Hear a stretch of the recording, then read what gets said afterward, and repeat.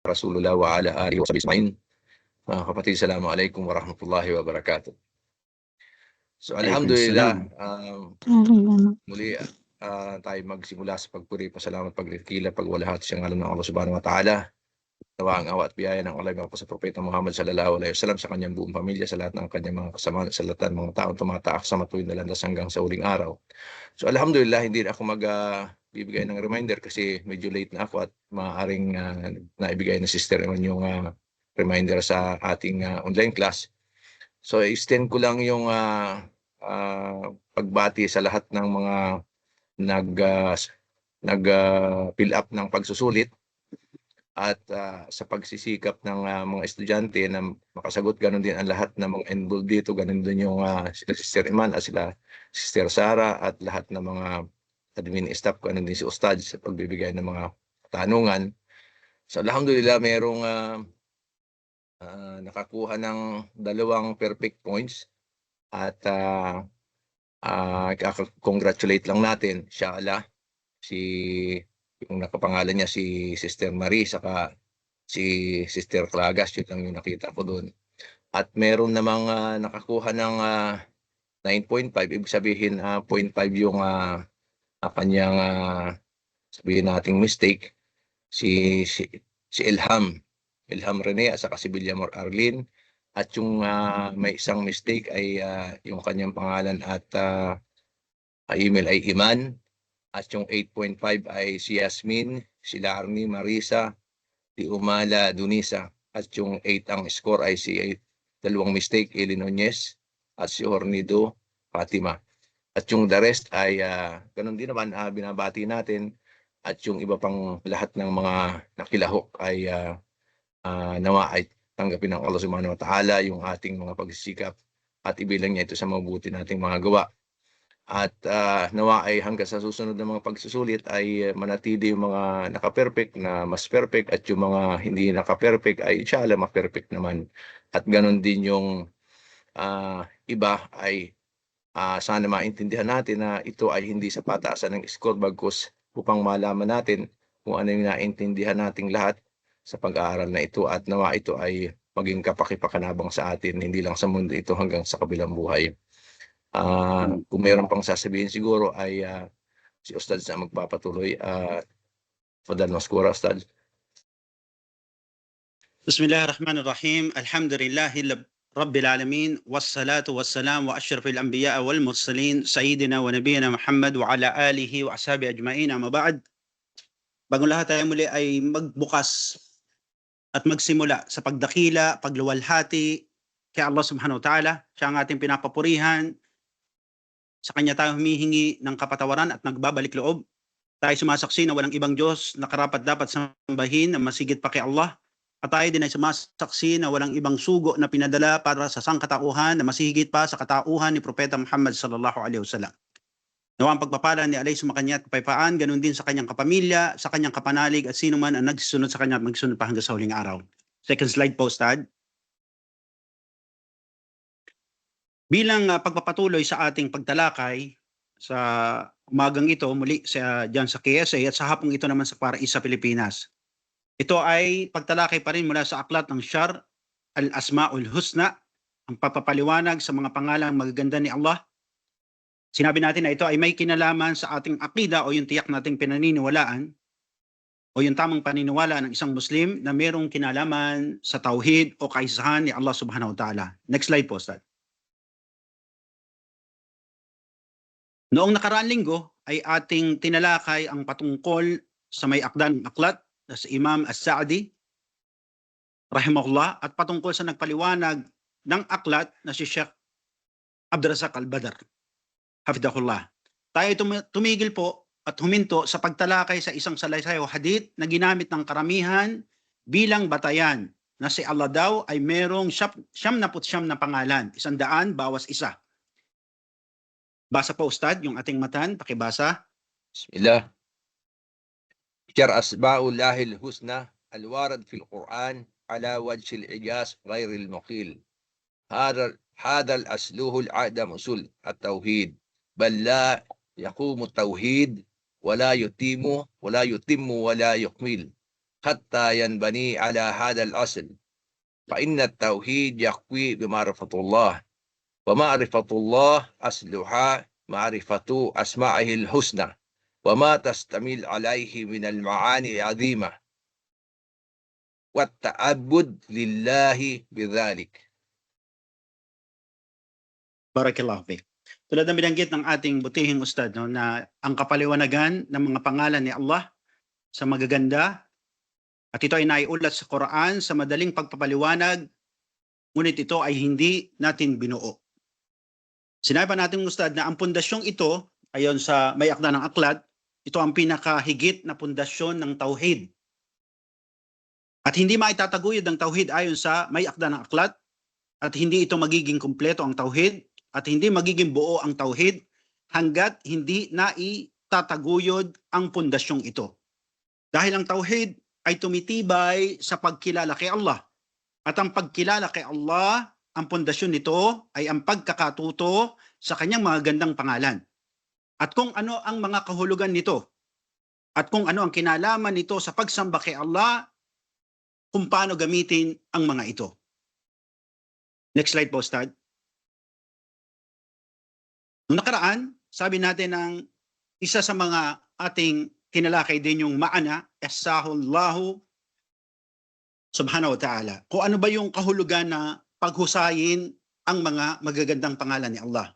Muli, sabi nga sa isang salaysay o hadith, wa an Abi Huraira radhiyallahu anhu, anna Nabiyyu sallallahu alayhi wa sallam qala, inna lillah 99 isman, mi'atin illa wahida. Waman asaha dakhala jannah. Rawahul Bukhari wa Muslim. Na si Abi Huraira, kalugdan nawa siya ni Allah, na ang propeta sallallahu alaihi wasallam ay nagsabi, katunayan anya na si Allah ay may 99 na pangalan, 100 bawas isa. Sino man ang paghusayin ito ay papasok sa paraiso. Inuulat ni Al-Bukhari at Muslim. Next slide po, Ustad. Ayon sa ibang mga mupassirun o nagpaliwanag sa paksayang ito, ating mga scholar, na ang kahulugan ng hadith na ito ay hindi sahiha. Dahil ang mga pangalan ni Allah ay hindi lamang limitado sa 99, dahil sa Quran ay marami tayong makikitang ibang katawagan na kung bibilangin ay sobra ito sa 99. May ibang mga mufassir nagsabi na ito ay umaabot sa 108. No? Ngunit ang ibang mga scholar ay nagsikap, ay nga Sheikh Al-Badr, hafidahullah, ang mga scholar ay nagsikap upang ipaliwanag sa mga tao, sa atin, ang paksaing ito. Next slide po, Ustad. Wal-asahi madkura fil hadith, no? Yatadamman ma ya'li. At sabi nga naman scholar na, at ang paghusayan anya na nabanggit sa salaysay o hadith, ay hindi lamang nangangahulugan na ito ay memoryahin. Tulad ng ginagawa at inaakala ng maraming Muslim. Na ang kahulugan daw nito ay pagmemorya ng magagandang pangalan ni Allah. Wakala Sheikh Muhammad Saleh bin Al-Utaymi rahimahullah, walaysa ma'ana ihsahiha an taktub fil warqa thumma takrar hata tahfid. O kumakal, no? Sabi ni Sheikh Al-Utaymi, kahabagan nawa siya ni Allah, at hindi daw ang kahulugan ng hadith na nabanggit na paghusayan ay ang pagsusulat nito sa papel at memoryahin. Next slide po, Ustad. Ang iba pa sa kanila o iba pa sa atin, no, yung pinagsulatan ng papel ng mga ngalan ni Allah ay tinatago daw at sinisiksik ito sa kanilang bulsa. At sa tuwing umaga o kaya sa hapon ay ilalabas nila ito at kanilang babasahin, no, nagbistula na para daw itong orasyon, wa'yadu billah. Ayon sa ating butihing Sheikh na ang gawaing ito ay hindi naman naiulat na ginawa o pinag-utos ng sugo ni Allah sallallahu alaihi wasallam. O hindi rin naiulat na ito'y ginawa ng mga khulafa o Rashidin, na si Abu Bakr, Umar, Uthman at Ali. At ganun din ang mga tabi'un o ang mga sumunod sa mga sahaba at tabi-tabi'un at ang mga sumunod sa mga tabi'un at ang mga salafatus salih o yung mga matutuwid at reliyosong tao. Hindi ito naiulat. Walakin al-ma'ana dalik, ngunit ayon sa kanya, sa ating butihing Sheikh, ngunit ang kahulugan daw nito, next slide po, Ustad. Ang kahulugan daw nito, una, ang ma'rifatu ma'aniha, no? Na dapat maunawaan ng isang Muslima kung ano ang kahulugan nito. kung paano ito binanggit ni Allah sa Quran at ano ang nabanggit ng Propeta Muhammad sallallahu alaihi wasallam patungkol dito. Sinabi na ito ay pangalan ni Allah. Naam, walang ibang nakababatid at nakaalam ng kanyang mga pangalan na mas higit kay Allah. At pagkatapos, siyempre walang iba kundi si Propeta Muhammad sallallahu alaihi wasallam dahil ito ay ipinahayag ni Allah, ni Jibril, no, dahil sa utos ni Allah kay Propeta Muhammad sallallahu alaihi wasallam. Kaya kung nais nating itong maunawaan, ay bumase tayo sa Quran at sa Sunnah kung paano ito inunawa ng mga salafatos saleh, matutuwid at reliyosong tao. Next slide po, Ustad. Pangalawa, napakahulugan ng ihsahiha na ito ay paghusayan, al-amal biha, no? Yung sinabi ng mga scholar na o ni Imam Sa'di, pangalawa, ang kahulugan nito ay tayo'y kumilos na naaayon doon sa pakahulugan ng ngalan ni Allah. Paano natin unawain? Sabi, kaya kung batid daw natin, alam natin, no? Alam ng isang Muslima, no? Na siya ay iisa, dapat hindi tayo nagtatambal kay Allah ng kahit na anong bagay. Kung batid natin na si Allah subhanahu wa ta'ala ang Ar-Razzaq o tagapagbiyaya o siyang nagkakaloob na kung ano man meron tayo mula ulo hanggang paa, hindi tayo magtatambal kay Allah na kahit na anong bagay at hindi tayo hihingi ng iba o hihingi ng biyaya sa iba na mas higit kay Allah subhanahu wa ta'ala. No? Mamaya talakayin natin to kasi merong masail o issue o tanong na pinadala sa atin, paano daw yung mga nagtatrabaho sa amo? Inshallah, i-remind na ako, sagutin natin to. Sabi natin kung batid niya o batid ng isang Muslima na siya si Allah o ang ating Panginoon, ang ating Rabbul Alamin ay Sami'un Basir, nakaririnig ng lahat, papaano ang isang Muslima ay lilibakin ang kanyang kapwa Muslima? O kaya papaano ang isang Muslima ay yuyurakan ng pagkatao ng kanyang kapwa Muslima sa iba? Kung siya'y tunay, naniniwala at naunawaan na si Allah ay Sami'un Basir. Dahil alam niya na bawat lalabas na letra at titik sa kanyang labi ay merong tagapag-ulat na tinawag na kiraman katibin. So paano? No? Kaya dapat maunawaan natin, tayo kumilos sa kahulugan ng pangalan ni Allah subhanahu wa ta'ala. Next slide po, Ustad. Pangatlo, na binanggit ng ating may akda ng aklat, nakahulugan ng es-sahiha, paghusayan, no? Ay yung da'wa biha, na tayo ay manawagan, tayo ay manalangin, tayo ay humaling na gamit ang magagandang pangalan ni Allah. Kama qala ta'ala fil ayah, la a'udhu billahi minash shaitanir rajim, walillahil asmaul husna fad'uhu biha. Surat Al-A'raf. Na sinabi ni Allah ang kataas-taasan at kay Allah anya ang mga pangalang magaganda. Kaya manawagan kayo, humiling kayo kay Allah gamit ang mga pangalang ito. At dito, sasabihin natin na halimbawa, paano ba siya gamitin? Paano ba tayo hiling? No? Nagbigay ng halimbawa si Sheikh Abdurrazak Al-Badr dito, Hamidahullah. Halimbawa, sabihin natin na, Ya Rahman, Arhamni. Ya Ghafur, Aghfirli. No? Subhanallah. Ya Razzaq, Razaqani. At iba pa. Sumunod po, Ustad. Next slide. At kung sabi natin na merong tamang pamaraan, tulad na nabanggit natin nakaraan, ayon sa ating butihing Sheikh, no? Tunay po na meron ding pamamaraan ng pagtawag kay Allah, na hindi lang tayo basta tawag ng tawag, no? Merong mali ding kaparaanan. Kung merong tama, may mali. At sinabi ng mga scholar, na tunay po na merong maling kaparaanan, walaysa mil munasib, ang takulu, ya shadidul iqab, aghfirli, no? Kasi mali daw na sabihin.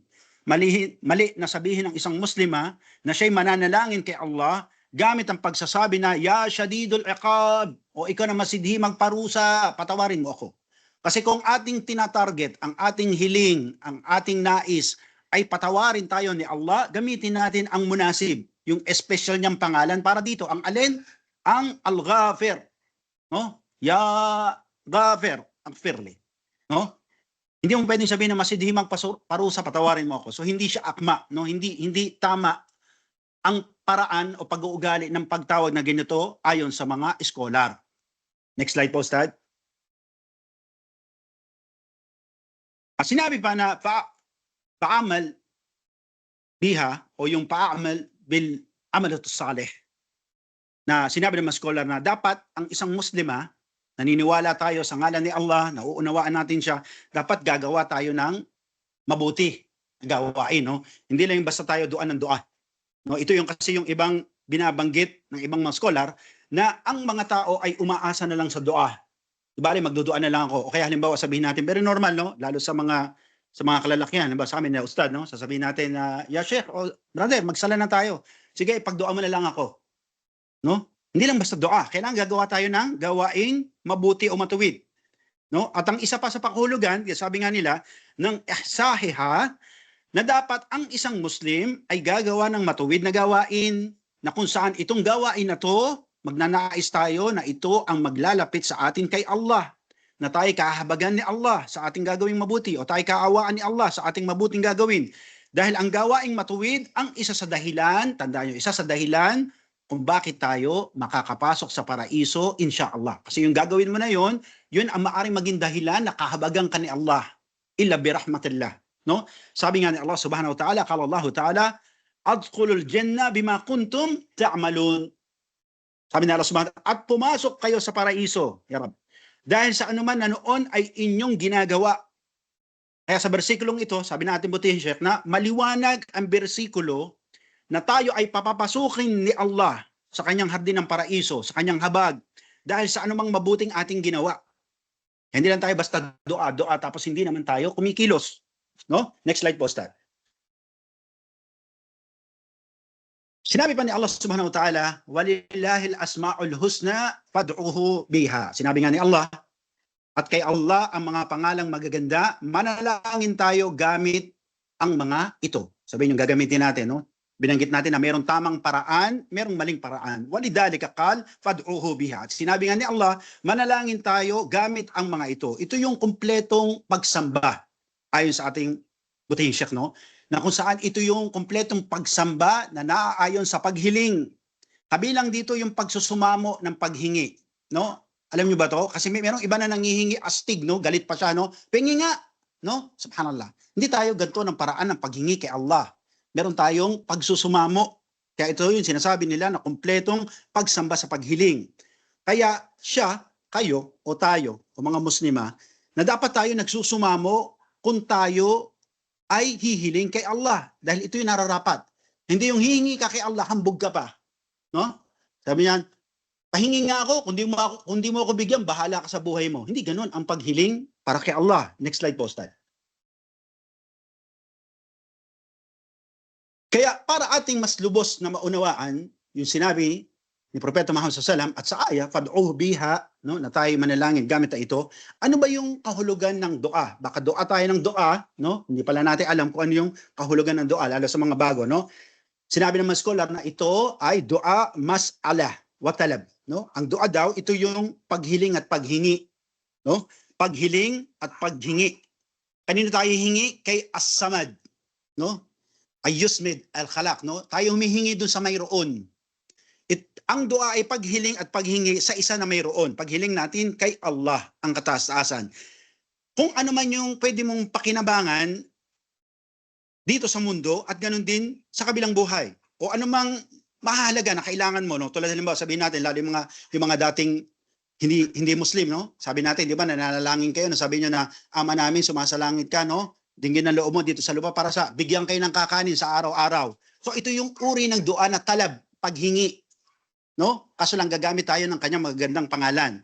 Ito ay tinatawag natin na dua sa Arabic, paghiling, na merong kasamang pagsusumamo at kababaang loob. Nahihilingin natin anuman ang ikabubuti natin dito sa mundo at ganun din sa kabila. At ang isa sa pinakamainam na dua na binigay sa atin ni Allah sa Quran, yung pagsasabi, ayon nga sa aya, nabanggit, Rabbana atina fid dunya hasanatan wa fil akhirati hasanatan wa qina adaban nar, no? At ito ay binigyan ng tafsir sa atin ni Ibn Kathir. Ma ma'ana al-hasana fid dunya.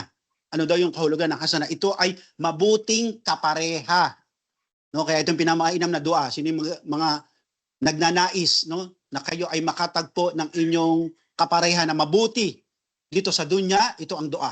No, ayon kay Ibn Kathir, ito ay kahulugan ng hasana fi dunya, na kayo ay humihiling kay Allah na pagkalooban kayo ng mabuti niyong kapareha na inshallah kasama nyo, kapit kamay, tatawid doon sa kabila. No? Biidhnillahi ta'ala. Next slide po, Ustad. Ayun, maaaring sabihin ng iba o marami sa atin na bakit kailangan pa nating magdua? Di ba? Hindi ba alam ni Allah kung ano yung gusto natin? Sabi, ba't ako magdudua? Kilala naman ako ni Allah mula ulo hanggang pa, dahil siya ang lumikha sa akin. Bakit kailangan ko pang magdua? So sabi sa ayah, qala Allah Ta'ala, a'udhu billahi minash shaitanir rajim, wa idha sa'alaka ibadi anni fa inni gharib ujibu da'wa idha da'an. Sabi ni Allah Subhanahu wa Ta'ala, at kapag tinanong ka o Muhammad ng aking alipin, ng aking mananamba, sabihin, ako ay malapit. Ako ay sumasagot sa panawagan, sa dua, kapag sila ay nagdua o nanawagan sa akin. Kaya hayaan silang sumagot sa akin bilang pagsunod, bilang ta'a, at maniwala, tu'minu bi, maniwala sa akin upang sila ay magabayan. Kabanat al-Baqarah. At sabi nga natin, ayon sa ating buting Sheikh, hadihil jawab, as-su'al, as-su'ila Nabiyo sallallahu alaihi wasallam, ba'at al-ashabi, faqalu, ya Rasulullah, aqrib Rabbana, panunaji, ba'ida Rabbana, panazzala hadihil aya, fa'idha as'alak ibadi anni, fa'inni gharib. Sabi doon noon, ay nagtanong ang mga sahaba. Ito yung sagot natin doon sa tanong na yun. Kasi meron doon mga sahaba na tumungo sa Rasulullah sallallahu alaihi wasallam. At sila nagtanong, ya Rasulullah, no? Sabi na, malapit ba si Allah? Ba't pa kami mananawagan sa kanya? Malapit pala. O kami mananawagan kasi malayo siya. Subhanallah, no? Ibig sabihin, itong mga wishful thinking na to, hindi lang to sa panahon natin umabot. Ganon din ang mga sahaba, nagtanong sila. At sabi doon, dahil dito ay pinababa ni Allah ang ayah na nagsasabi kay Propeta Muhammad, O Muhammad, kapag tinanong ka ng aking mga alipin o ng aking mananamba patungkol sa akin, sabihin, ako ay malapit. Subhanallah. No? Waqala du'a huwal ibadah. At sinabi pa ng mga scholar ng Islam, ayon nga sa isang hadith, next slide po, Ustad. Yan, no? Sinabi pa natin, na ayon sa kanila, na ayon sa Propeta Muhammad sallallahu alaihi wasallam sa isang hadith, wan Nu'man bin Bashirin radiyallahu anhu anna Rasulullah sallallahu alaihi wasallam qala, inna du'a huwa al-ibadah. No? Nasabi ni Nu'man bin Bashir, kalugdan nawa siya ni Allah, na ang sugo sallallahu alaihi wasallam ay nagsabi, ang dua ay gawaing pagsamba. No? Pagkatapos ay binasa niya, o binasa ng Rasulullah sallallahu alaihi wasallam yung ayat, ad'uni astajib lakum. Manawagan kayo sa akin. Sabi, manawagan tayo kay Allah at tayo ay sasagutin. At ito po ang sagot natin, no? Sa tanong na bakit kailangan nating magdua. No? Merong mga Muslim kasi minsan ganun no? Minsan napaglalaroan sila ng kanilang pakiramdam, napaglalaroan sila ni Iblis, no? At sila'y nag-iisip at nagsasabi na, ba't ako magdudua? Alam naman ni Allah kung ano yung gusto ko, no? Piling bossing ba, no? Piling CEO, manager, no? Ayaw magdua. Gusto lang, ibibigay na lang sa kanya automatic, no? Matic daw, no? Teknolohiya, no? Subhanallah. Sabi pa nila, hindi ba alam ni Allah na kung ano yung gusto ko? Ba't pa ako hihiling? Sabi natin, dahil ang dua, ayon sa Rasulullah sallallahu alaihi wasallam, ay gawaing pagsamba. No? Limada nad'u, sabi natin, ba't tayo mananalangin? Kasi gawain siyang pagsamba. Bakit ba kayo nalikha? Subhanallah. Wa ma khalaqtul jin wal ins illa liya'budun. Hindi nilikha ni Allah ang engkanto tao maliban sa pagsamba. Ang dua pagsamba.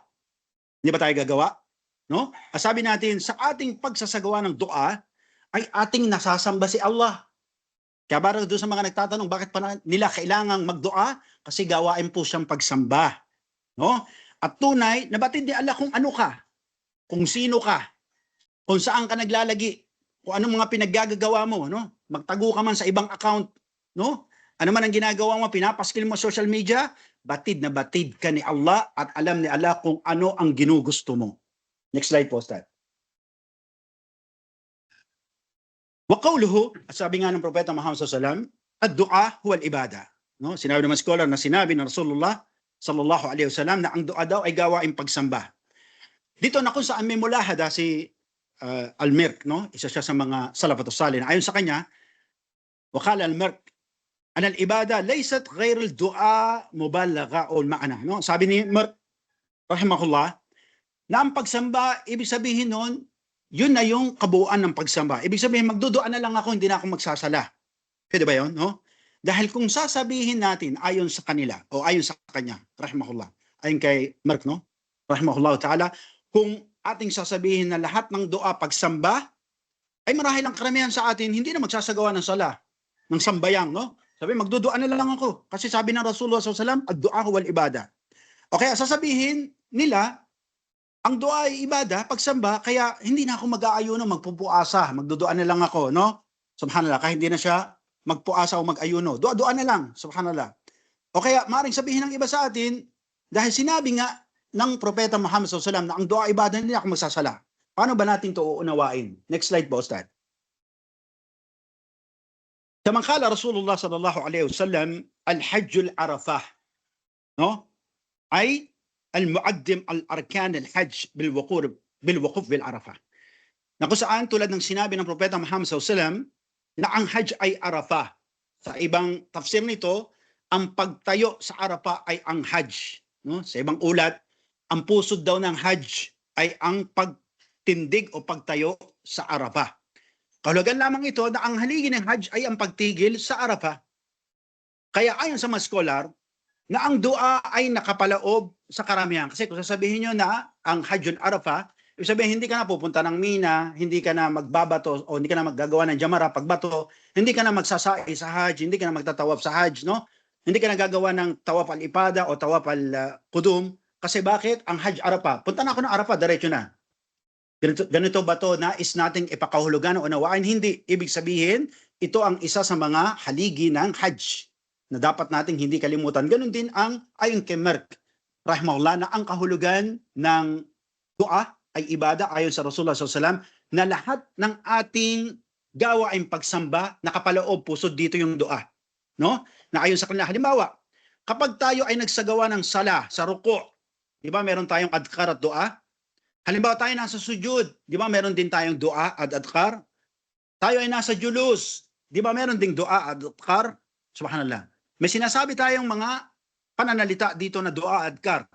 Kapag ikaw ay nagsagawa ng umrah at hajj, hindi ba sa bawat pag-ikot, tawaf natin sa Kaaba ay kabilang dito ang dua? May sinasabi tayong mga adhkar. Ganun din ang dua. Kapag ikaw ay nag-aayuno, di ba kabilang din dito ang dua? Bago tayo sabihin natin na halimbawa, kapag tayo ay nagsasahur, pinapayo ng ating mga skora na tayo magdua kasi bumababa si Rahman, ganun din kapag tayo naglagot ng ayuno, no? Tayo din ay nagbabanggit ng dua. Next slide po, Ustad.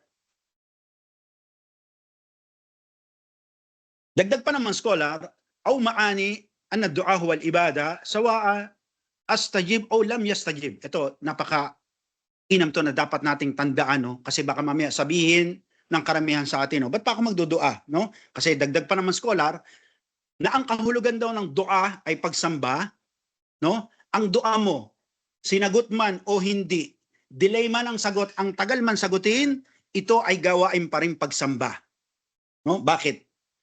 Ayon sa kanila, rahimahumullah, na ang dua ay gawain pagsamba dahil ito ay nagpapakita lamang ng kawalan natin ng kakayahan. Papasok to sa kahulugan na samad. Inshallah, tatalakayin natin to, no? Na wala tayong kakayahan sa ating mga sarili para sa ating mga pangangailangan. Kaya tayo ay humihiling sa mayroon dahil tayo wala.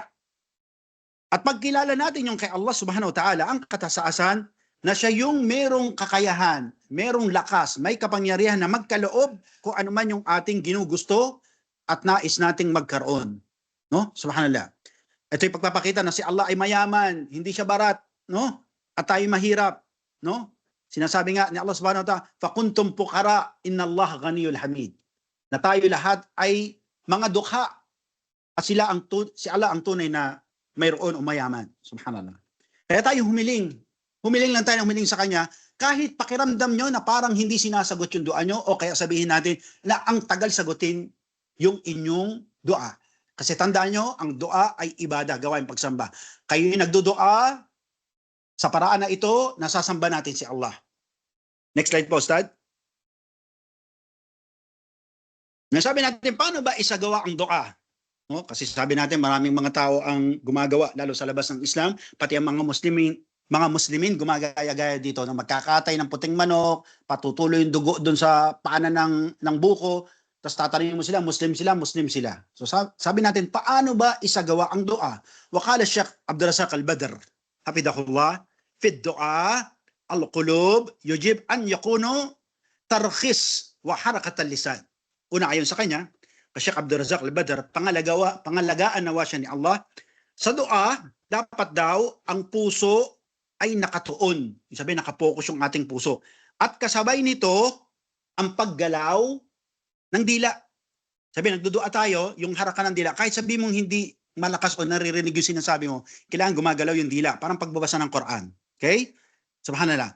Kailangan gumagalaw yung ating dila. Dahil tunay po na may mga tao na umano'y nagsasagawa ng dua, ngunit hindi nakatuon yung kanilang puso. Dahil tunay po na may mga tao na umano'y nagsasagawa ng dua, gumagalaw ang kanilang dila, minsan naririnig mo pa ang kanilang dua, ngunit yung puso at isip nila, wala doon sa kanilang ginagawa. Nakakita na ba kayo ng ganito? Subhanallah.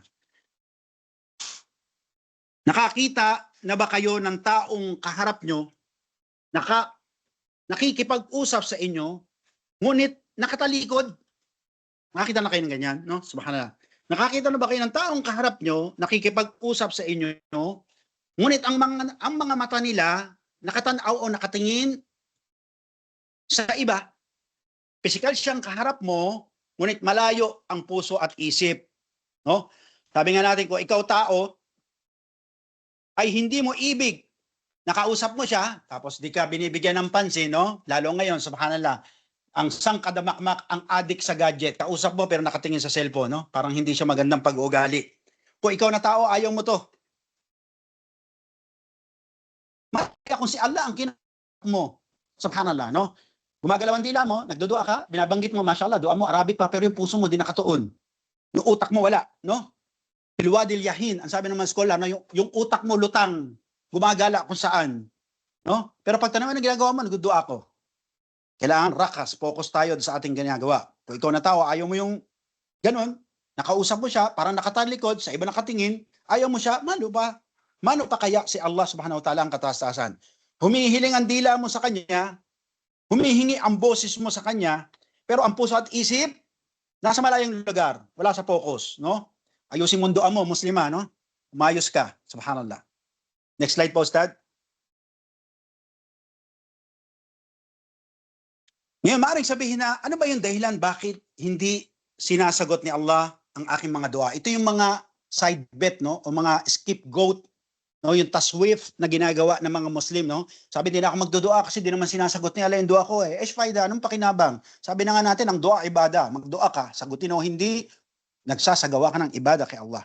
Ngayon, may mga sinasabi natin na dahilan, no, sabab, dahilan, kung bakit hindi sinasagot ni Allah ng ating mga dua. Sabi natin, baka kasi sinasabi o magsasabi yung marami, bakit ako brother? Dua ako ng dua kay Allah na ya Rab, ya Allah, wag na sanang mag-asawa ng iba yung asawa ko. Pero bakit gano'n? Nag-asawa pa rin ang pangalawa. Subhanallah. Hindi ako dininig ni Allah. No? Nag-asawa pa rin siya. Bakit ako brother? Dua ako ng dua kay Allah na bigyan kami ng risk, no? Bigyan kami ng anak, no? Pagyamanin kami. Pero bakit parang hindi binibigay? Pakinggan natin. Nanay ulit sa hadith. Wa an Abi Hurairah radhiyallahu anhu قال كان رسول الله صلى الله عليه وسلم يقول اللهم إني أعوذ بك من الأربع من العلم لا ينفع ومن قلب لا يخشع ومن نفس لا تسبع ومن دعاء لا يسمع. Hadith sahih. Hadith ito ay binanggitan natin ng Quran, bibigyan lang natin ng diin sa ngayon. Nasabi ni Abi Hurairah ay nagsabi, noon ang sugo ni Allah sallallahu alaihi wasallam ay nagsabi, "O Allah, ako ay nagpapakupkos sa iyo mula sa apat. Mula sa kaalaman na walang pakinabang, number 1. At mula sa pusong walang takot, pangalawa. At ang mula sa sariling walang kabusugan o tiyan na walang kabusugan, pangatlo. At mula sa dua na hindi dinidinig." Sabi nga ng ating butihin Sheikh, hafidhahullah, ang sinabi ito ng mga scholar, ito yung bagay na nagpatigil, no? Parang nagpatulala sa kanila, no? Sa salaysay na ito. Dahil ang salaysay na ito na nabanggit ay bilang babala, banta, sa atin, sa mga muslima, na huwag kayong magsalita, huwag kayong magsabi ng kaalaman na walang pakinabang. Marami sa atin, satsat ng satsat, daldal ng daldal, no? Para lang maging ano ba siya, maging angat, trending sa social media, halimbawa, ilmu la yanfa. pag-aiwasan, no? Subhanallah. At tunay na nagpapakupkop ang Propeta Muhammad SAW laban dito. At ito din ang nagpapakita lamang na kamuhi-muhi kay Propeta Muhammad SAW yung Muslima na kalamkatir, girgir-katir, satsat ng satsat, salita ng salita, yaw-yaw ng yaw-yaw, na wala namang batayan sa Quran at Sunnah, no? Para lang mapansin. Wiyad billah. At si Allah pa din ang mas nakakaalam. No? Sabi natin, nagtatanong tayo, bakit hindi sinasagot ni Allah ang mga dua mo? Bakit mahilig ka bang magkwento ng mga kaalamang walang kwenta? O baka naman panay ang daldal mo sa kapwa mo, sa grupo mo, ng mga sinasabi mo, wala namang batayan. Wallahu ta'ala alam. Next slide po. Wa qawlihi, sabi ni Propeta Muhammad SAW, wa min du'a la yasma. No? Ay, la lastajib. Kasi sinabi ng Propeta Muhammad SAW, siya ay nagpapakupkup kay Allah mula sa dua, no? Sa panalangin, sa paghiling, na hindi dinidinig. Maana ang kahulugan nito ayon sa buting Sheikh na hindi siya sinasagot. Na para bang hindi na siya naririnig, no? Nakakita kayo ng tao, ayan, makita nyo doon sa slide, no?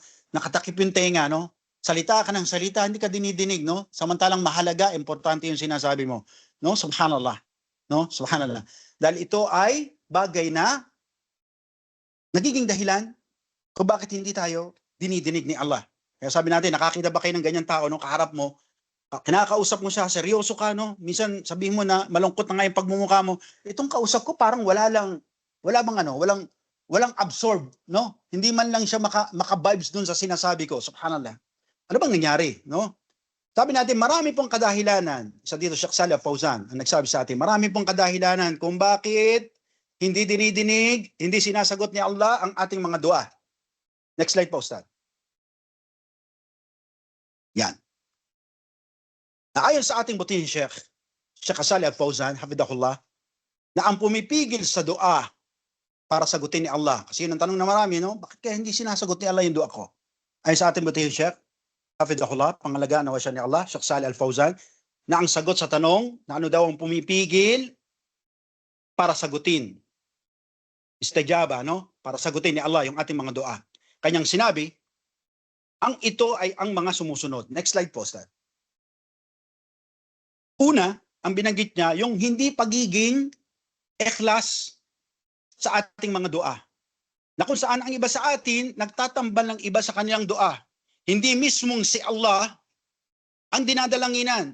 Kanyang sinasabi, no? Na ya Allah, pero pala yung kanilang puso ay nagtatambal at umaasa sa iba, hindi kay Allah. Iyyaka na'budu wa iyyaka nasta'in. Baka hindi siya lang sinasamba mo, baka hindi siya lang inaasahan mo, no? Kasi dua ka, okay. Nagsasalita, naririnig ang dua, no? Nananawagan, ginagamit ang ngalan ni Allah, pero ang puso nakatuon sa iba. Sabi ni Allah subhanahu wa ta'ala, ba'da a'udhu billahi minash shaitanir rajim, fala tad'u ma'allaha ilahan akhir. At wag na wag kayong dadalangin kay Allah na meron kayong kasamang ibang Diyos. Dahil kayo'y mapapabilang sa mga parurusahan.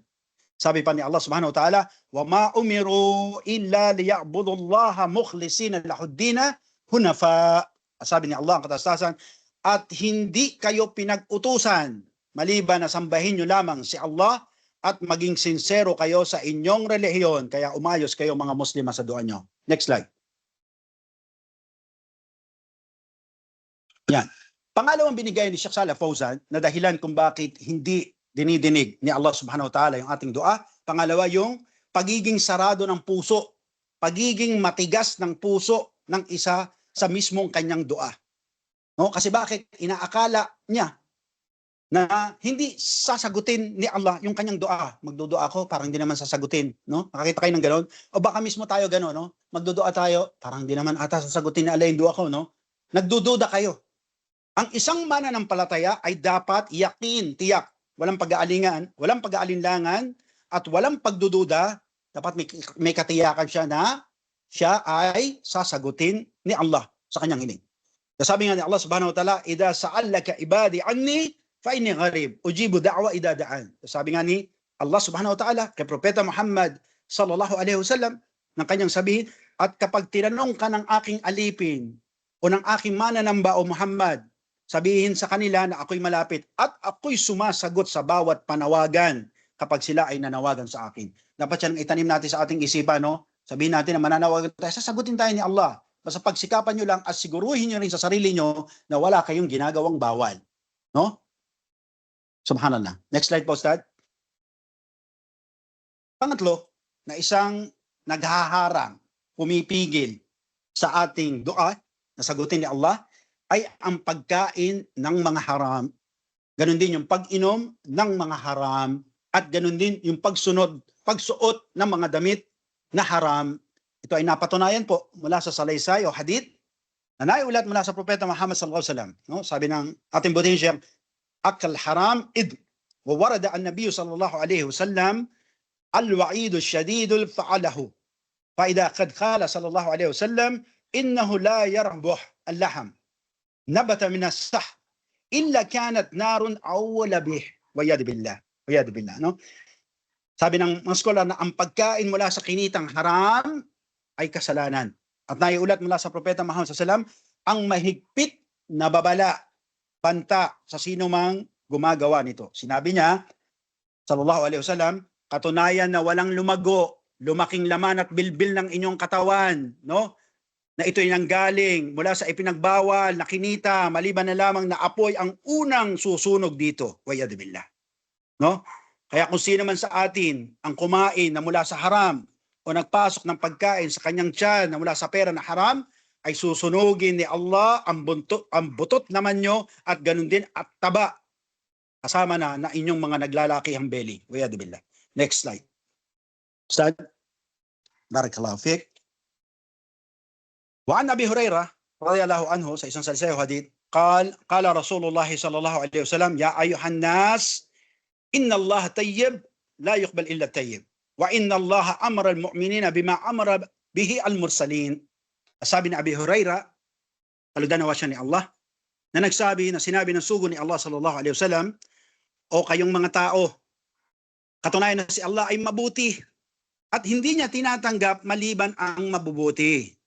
At katunayan na inutusan ni Allah ang mga mananampalataya kung paano niya inutusan ang mga sugo na kumain ng tayyibat o kumain ng mabuti. Kaya pag-ingatan, no?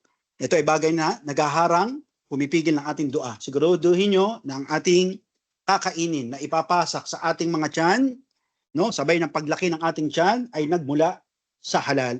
Next slide po, Ustad. Yan.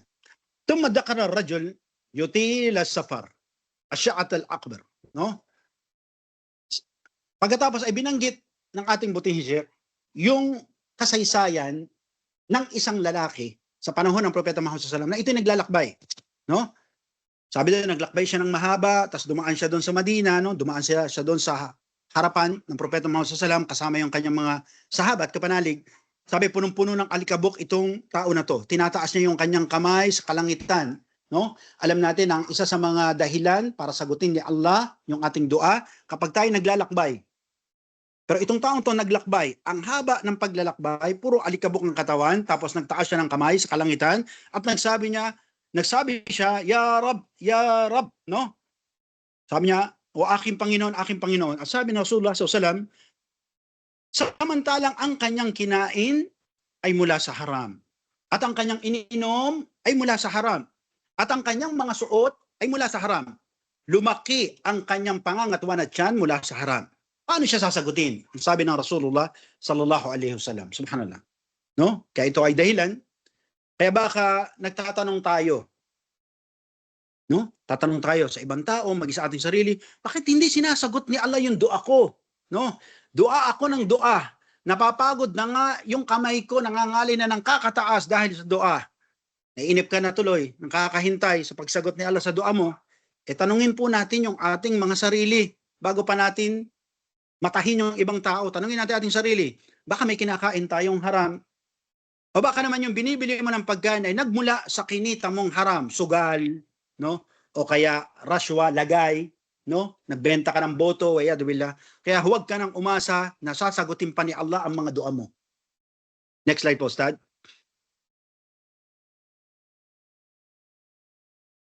فقد أخبر النبي صلى الله عليه وسلم بأن الأكل حرام من موانع القبول الدعاء.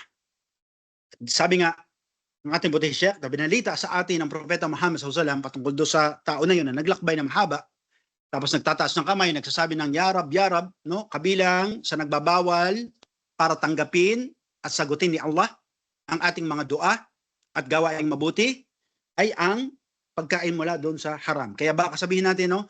Baka napakaseryoso mong magdua, no? Sister, no? Subhanallah. Seryoso ka magdua. Umiiyak ka pa, may halo pang luha, no?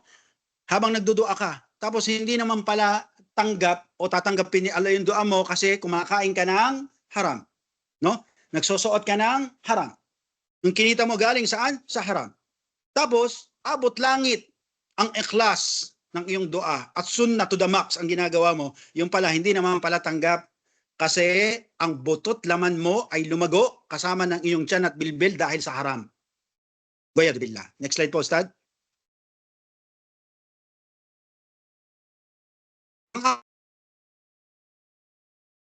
Ng ating mga dua. Ang Sheikh Al-Fawzan, no? Yung pagputol ng isang Muslima sa ugnayan ng pusod o sinapupunan. O yung ugnayan nila sa kanilang mga magulang, lalo na raw sa ating mga ina. Sabi ni Allah subhanahu wa ta'ala, ba'da a'udhu billahi minash shaitanir rajim, wa wasayna al-insana bil walidayni ihsana, hamalatuhu ummuh karha wa wada'a karha.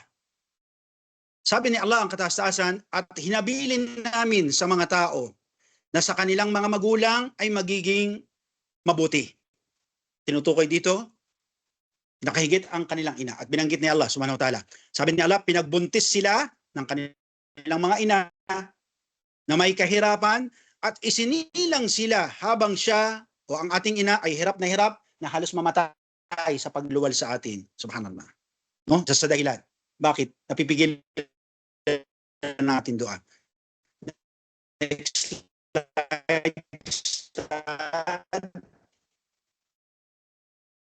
Next slide po. Nawala na sa slide. Opo, yan. Sabi pa ni Allah subhanahu wa ta'ala, wa qala ta'ala, wa qada rabbuka an la ta'budu illa iya wa bil walidayni ihsana. Imma yablughanna indaka kibara ahaduhuma aw kilahuma fala taqul lahumā uff wa la tanharhumā wa qul lahumā qawlan karīmā. Akhfid laha junaha ad-dull min ar-rahmah wa qala rabbi arhamhuma kama rabbayani saghira. Sinabi niya lang katasasan at tinakda ng inyong Panginoon na huwag kayong sumamba maliban kay Allah at sa inyong mga magulang ay maging mabuti. Kung abutan mo sila sa kanilang katandaan, isa man sa kanila o pareho man sila, ay huwag mo silang sasalitaan ng walang paggalang. At huwag silang sisigawan at pagsalitaan sila ng malumanay lamang. Ano po yun? May pag-utos pa po kayo, meron pa po ba, no? At sabi pa ni Allah, at ilagay o ilawak, no, ihatag, ilayag sa kanila ang pakpak ng awa. At sabihin, aking Panginoon, kahabagan mo sila kung paano nila ako inaruga nung ako'y maliit pa. At dito, ang sabi nga ni Sheikh Muhammad Al-Shankiti, hafidhahullah, patungkol ng sabihin ni Allah subhanahu wa ta'ala, wahfid lahuma junaha lidulli minar rahma. No? Paano daw natin ilalayag yung pakpak ng awa sa kanila? Ito, binanggit niya, sabi niya, kapag dumating na yung katandaan, sila wala ng lakas, kakayahan, na sila ay sabihin natin magluto o kaya kumilos para sa kanilang sarili, ay dito na dadating yung to the rescue 911, serbisyo ng anak para sa magulang. No, babalik ta rin natin ngayon yung sitwasyon. Nung maliit kayo, hindi kayo marunong dumumi, hinuhugasan kayo ng nanay nyo, ngayon to the point, kayo naman ang magsisilbi. No, ayon to sa ating butihin Sheikh, no? Subhanallah. Kaya payback time sa bagay na ito. Next slide po, Ustad. Ngayon sabi natin, ano ba ang dua na pinakamainam na hiningin kay Allah? No? Sabi sa isang hadith, wa an Anas bin Malik, qal, ja'a ar-rajula ila Rasulullah sallallahu alayhi wa sallam, faqal, ya Rasulullah, ayu ad-du'a afdal? Qal, ta'as'ala rabbuka an afu wal afiyah fi dunya wal akhirah. Si Anas bin Malik ay nagsabi, may dumating na lalaki sa sugo ni Allah sallallahu alayhi wa sallam. At ito ay nagtanong, o sugo ni Allah, ano bang dua ang masigit na dapat kong sabihin o hilingin kay Allah? Sabi ng Propeta Muhammad SAW, hilingin mo sa iyong Panginoon ang kapatawaran at kalusugan mo dito sa mundo at sa huling araw. Sa salaysay po na nabanggit, hindi ang paghiling kay Allah ng kayamanan o kaya ng salapi, ng ginto o malaking bahay o mamahaling sasakyan o magagarang kagamitan, mga latest na gadget, no, iPhone, no. Bagos ang pinakamahusay na doa ay ang kapatawaran una sa lahat. At ganoon din ang kalusugan dito sa kabilang buhay para tayo maging mapayapa sa ating pagyao kapag tayo nalalagutan na ng hininga. Ganoon din sa ating libingan at muling pagtayo sa kabilang buhay. Next slide po, Ustad.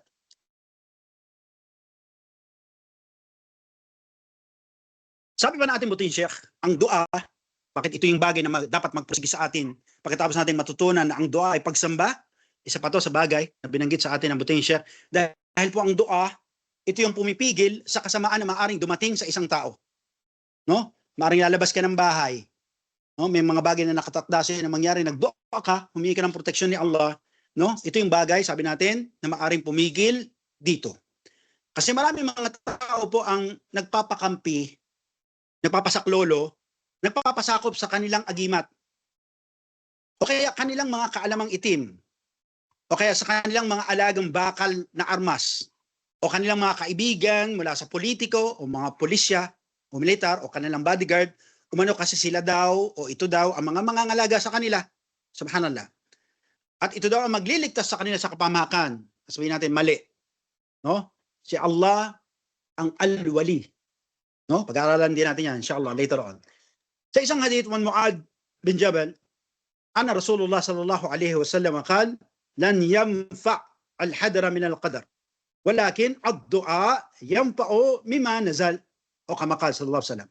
Na sinabi ni Mu'ad radiyallahu anhu na ang sugo ni Allah sallallahu alaihi wasallam ay nagsabi, walang pakinabang anya ang pag-iwas nyo sa qadar. Iwas kayo ng iwas, kumuha kayo ng bodyguard, kuha kayo ng agimat, o yadawila. Ngunit ang dua ay kapaki-pakinabang para sa kung ano yung ipinasulat at pinahayag na ni Allah. Ibig sabihin sa mga anghel. Kaya manatili sa dua o alipin ni Allah.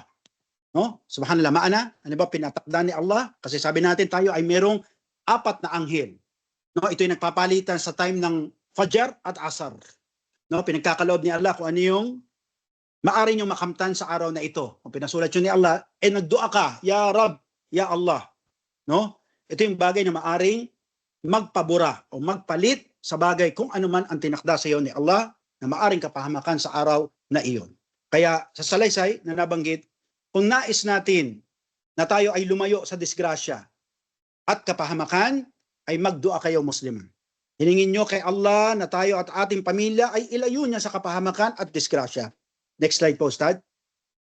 Bilang panghuli. Kaya sabi natin, saan at kailan tayo dapat magparami ng dua. No, magdudua ako. Saan ba nito dapat natin banggitin? Mas ina, no? Wa an Abi Hurairah, anna Rasulullah sallallahu alaihi wasallam wa fil hadith, wa qala Rasulullah sallallahu alaihi wasallam, aqrabu ma yakunu al-ab min rabbih azza wa jal wa huwa sajid fa aqtir ad-du'a. Sabi ni Abi Hurairah na ang sugo ni Allah sallallahu alaihi wasallam ay nagsabi na ang pinakamalapit sa isang alipin o mananamba ni Allah, ang pinakamalapit sa kanya kapag siya ay nasa patirapa o sujud. Kaya kapag tayo nasa sujud, habilin sa atin ni Propeta Muhammad SAW na paramihin natin ang ating dua. Hanggang dito lamang muna. Subhanaka wa bihamdik. Wa quli qawli hada wa astaghfirullah li wa lakum wa lisa'il mu'minin fi kulli dhanbin fastaghfiruhu innahu huwal ghafurur rahim. Back to you, Ustad Adnan. Back to you, admin. Bismillahirrahmanirrahim. Sister Iman, baka mayroon pong katanungan pa at may gusto magtanong at kung may oras pa tayo, inshallah. Assalamualaikum warahmatullahi wabarakatuh. Mga sisters, kung meron kayong mga questions, mag-raise lang kayo ng hand. O pwede ninyong ilagay sa chat box. Yes, Mylene? Inshallah. Suke. Assalamualaikum. Waalaikumsalam warahmatullahi wabarakatuh. Ay bakit po yung mga taong gumagawa ng hindi maganda na, like example, like a business, So, 'di ba ang sabi kanina ni Ustad na kailangan mas mas mabuti na ang kinakain natin is nasa magandang paraan. Hmm. Paano naman yung mga businessman na hindi sa magandang paraan na dinadaan nila ang kanilang kinikita? Okay. Ito po ang tanong niyo. Opo. Okay. Bismillah, alhamdulillah, wassalatu wassalamu ala rasulillah. Mas palalain natin, no? Mas pabigatin natin, no? Mas mabigat dito yung ginagawa ng Hudyo, no? Yung tinatawag natin na cleansing, no?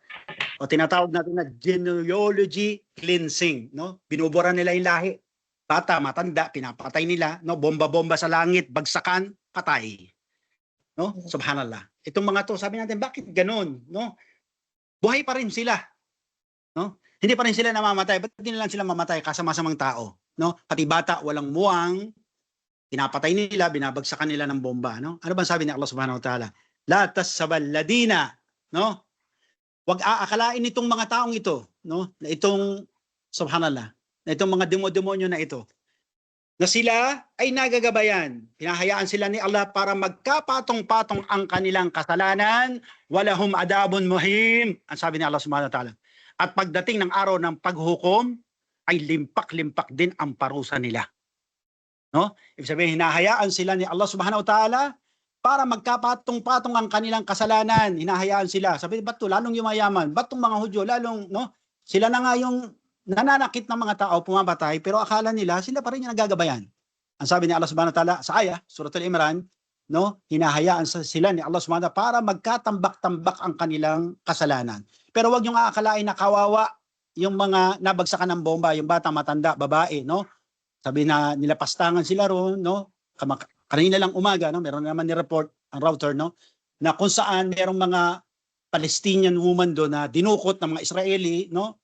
Pinilahan, sabihin nilapastangan, ginahasa, no? Sabihin natin kawawa sila, no? Subhanallah. Sasabihin natin ito ay mali nating pananaw. Kasi bakit sila ay nilagay ni Allah Subhanahu wa Ta'ala sa pagsubok, pero sila ay nakapasa. No? Subhanallah. Sabi ni Allah Subhanahu wa Ta'ala patungkol sa kanila, la tasabal ladina qutilu fi sabilillahi amwata bal ahya 'inda rabbihim yurzaqun. Sabi ni Allah Subhanahu wa Ta'ala, wag niyong aakalain, wag kayong mag-akala na silang mga napatay dito sa gitna ng digmaan na ito, na sila nga'y patay, bagkus sila'y buhay kasama ni Allah na bibiyayaan. Kaya yung inaakala nyo ng mga masama, na lalong nagpapakasama, hayaan nyo lang. No? Merong tagasulat, kiraman katibin.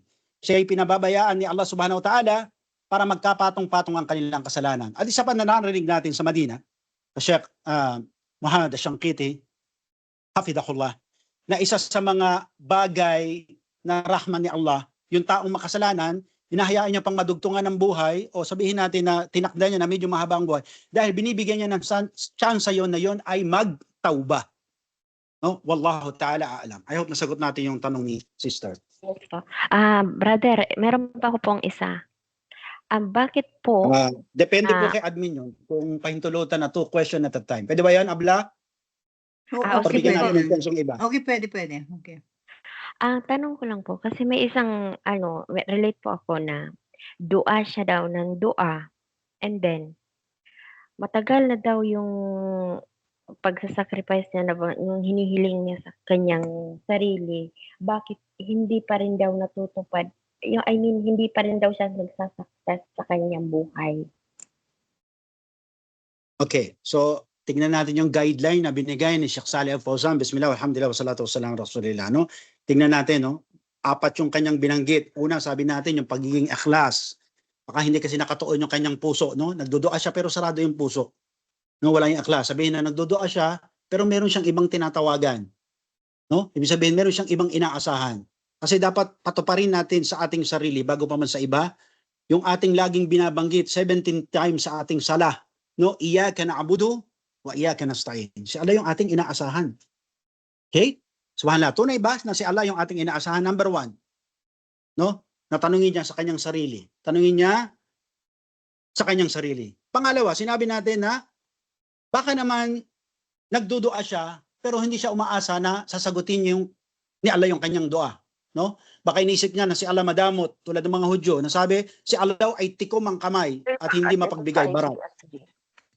Okay? Pangatlo, halimbawa sabihin natin na itong dua ng dua sa kanyang sarili hindi binibigay, tingnan baka sabihin natin na wallahu alam baka kumakain siya ng bagay na haram. Siya makakasagot no. Ito yung binibigay natin alinsunod doon sa binigay sa atin ng butihin siya. Pang-apat, panghuli, sabi natin no, baka siya ay nagputol ng kanyang mabuting relasyon sa kanyang magulang.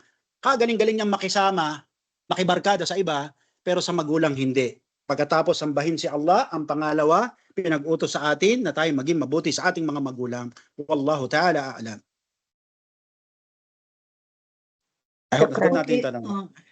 Shukran po. Okay. May isa pang question dito. Sister, sino itong, is it Maribeth? Yes po. Assalamualaikum warahmatullahi wabarakatuh. Waalaikumsalam warahmatullahi wabarakatuh. Ustad, mayroon lang po akong tanong. Halimbawa po, tayo po ay magdudua. Pwede na po ba natin banggitin? Halimbawa, magsasabi po ako, O Allah, ikaw po ang aking Rab, ikaw po ang aking Panginoon. Pwede po ba natin, banggitin na lang natin yung kanyang magdudua tayo, yung kanyang 99 names. Halimbawa, magsasabi ako na, O Allah, ikaw po ay the forgiver, Al-Ghaffar. Halimbawa, ganon. At magsasabi din po tayo na, O Allah, ikaw po ay the Al-Fatah. Tapos babanggitin natin yung kahulugan noon. Pwede na po ba yung dua na yon? Salamat po, Ustad. Apo.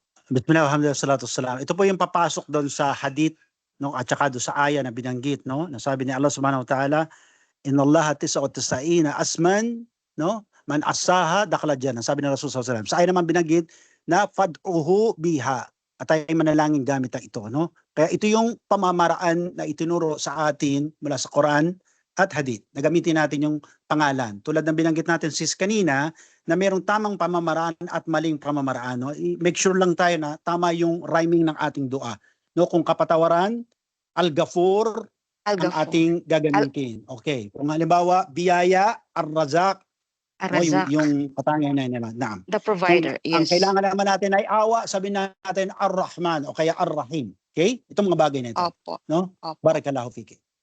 Tapos isa pa Salamat hinabilin po. sa atin ng isa pa hinabilin sa atin ng mga Sheikh na kailangan unahin natin yung ating sarili pa nagdua tayo, no? Una tayo, tapos yung ating mga magulang, tapos yung ating mga anak, tapos yung inyong asawa, etc. down, no? Una tayo, tapos magulang, tapos anak, tapos yung ating asawa, then to the point down.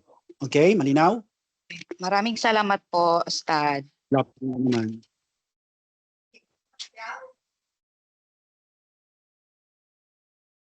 Meron daw question, sabi ni Sister Sarah. Assalamualaikum, pwede po bang magtanong, what if yung isa sa mga membro ng family mo ay gumagawa ng haram, kasama po ba ang ibang pamilya sa hindi pagdinig ng dua? Maari po bang tumulong sa kapatid ko para mabayaran ang riba? Jazakallahu khairan. No? Okay. Ano, unahin natin ito, Abla? Oo, sige. Opo, ito ang message, alhamdulillah. So sabi natin, merong gumagawa ng haram sa ating pamilya. Ano ba ang dapat nating gawin? No? Ito ay papasok sa tinatawag natin na amiru bil ma'ruf wa nahyu 'anil munkar. No? Ito ay bagay na sinabi ng mga scholar. No? Actually, ito yung lecture ko kahapon sa isang grupo ng mga kasisteran din sa kabila. Na ito yung bagay na sinabi ng mga scholars ng Islam, kung mayroon na pang-anim na haligi ng Islam, ito ay walang iba kundi ang pag-uutos ng mabuti at pagbabawal ng masama. No, kung meron, kaso wala. Alam natin lima lang ang haligi ng Islam. At ayon sa mga mupassirun, nagpapaliwanag sa paksang ito, ito'y pagpapakita lamang kung ganong kabigat ang utos ng pag-uutos ng mabuti at pagbabawal ng masama. No? At sabi nga ni Allah subhanahu wa ta'ala, bilang pagiging espesyal ng umma na ito, ng umma ni Propeta Muhammad sallallahu alaihi wasallam. Sabi ni Allah subhanahu wa ta'ala, bilang pagtukoy sa atin, no? Sabi ni Allah subhanahu wa ta'ala, khairu umma tukrajat linnas, ta'maruna bima'ruf wa tanhauna 'anil munkar wa tu'minuna billah.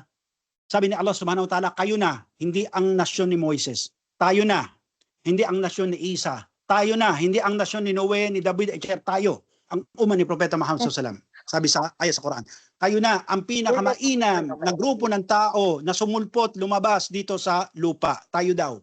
Bakit daw? Anong dahilan? Dahil tayo nag-uutos ng mabuti at nagbabawal ng masama at naniniwala kay Allah.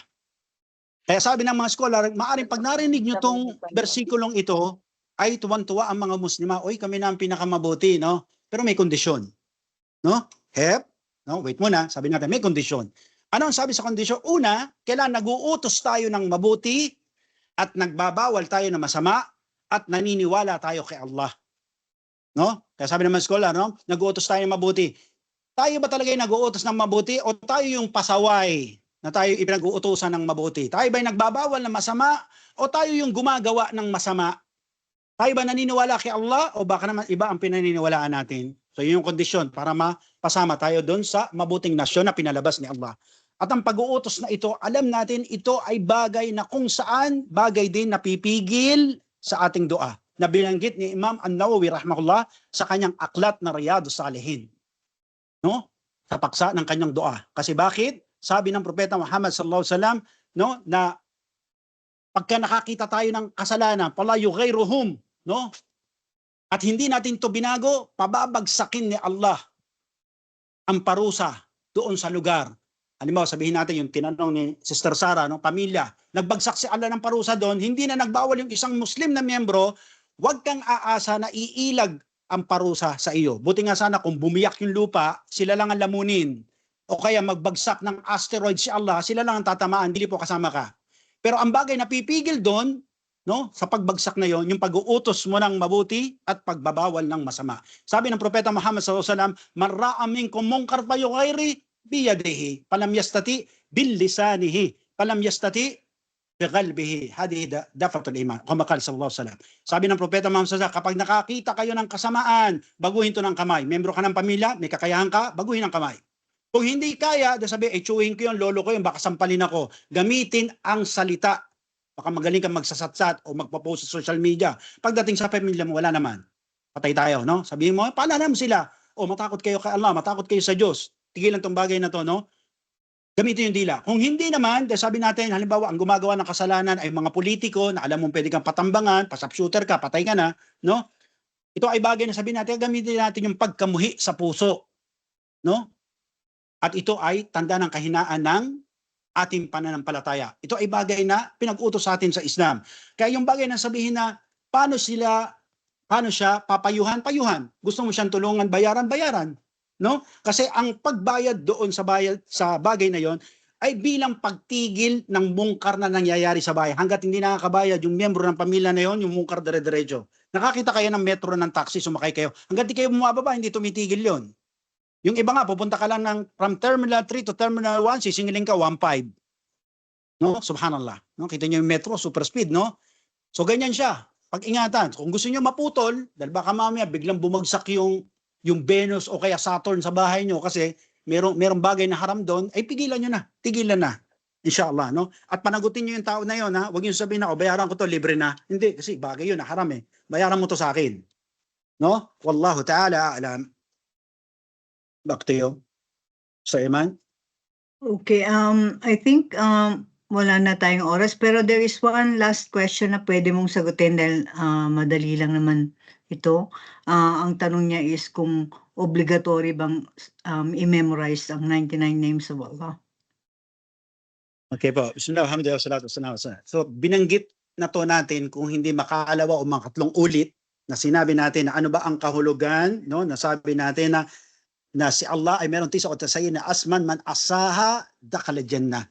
Sabi ni Propeta Muhammad sallallahu alaihi wasallam na si Allah ay merong 99 na pangalan, no? Mi'atan illa wahida. 100 minus 1 equals to 99. Man asaha dakhala jannah. Sino daw ang pag-usayan ito ay papasok sa paraiso. At sinabi na ito na Sheikh Salih Al-Uthaymeen. Sheikh Salih Al-Uthaymeen rahimahullah. Pinalawan natin, binanggit na natin dalawa o makatlong pagtitipon natin. Sinabi natin na ang kahulugan ng asahiha ay hindi pagmemorya nito. Hindi yung pagsusulat sa papel tapos memoryahin, no? Tapos ilalabas sa mga waktu na halimbawa sabihin natin Maghrib, Fajr, tapos basahin siya hanggang memorya. Hindi po ito ang kahulugan nito. Sa papaliwanag na ito ay bagay na makikita natin na hindi obligado ito memoryahin.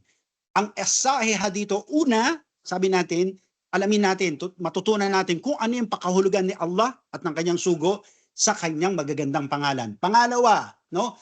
Tayo ay kumilos ayon doon sa pangalan ni Allah subhanahu wa ta'ala. Pangatlo, tayo ay sinabi natin na tayo manalangin gamit ito. So halimbawa, uunawain natin, sinabi nga natin na si Allah ang tagapagbiyaya. O kaya sinabi natin, paulit-ulit natin binabanggit dahil ito ang madaling tandaan, iyyaka na'budu wa iyyaka nasta'in. No? Kasi Allah, ang Ar-Razzaq, siya yung ating aasahan. No? Yan ang pag-unawa natin diyan. Tapos mananalangin tayo gamit ito. At hindi kailanman binanggit dito na yung yuhafiduhu o memoryahin ito. Mas mahalaga na ito'y unawain, kumilos tayo ayon dito at manawagan tayo gamit ito. Wallahu ta'ala a'lam. Okay, Sulaiman? pwede na natin i-close. Yeah, Jazakumullah Ustad, khairan. Muli, dumadalangin tayo kay Allah subhanahu wa ta'ala. Natanggap niya yung ating maikling oras sa pag-aaral at ibilang niya ito sa ating mabubuting gawa. At gawin niyang madali magaan at maging kapaki-pakinabang sa atin ang pagsasabuhay ng lahat ng ating mga kaalaman. Subhanaka wa bihamdika asyhadu an la ilaha illa anta astaghfiruka wa atubu ilaik. Assalamualaikum warahmatullahi wabarakatuh. Waalaikumsalam. Waalaikumsalam. Waalaikumsalam. Waalaikumsalam warahmatullahi wabarakatuh. Jazakumullahu khairan po.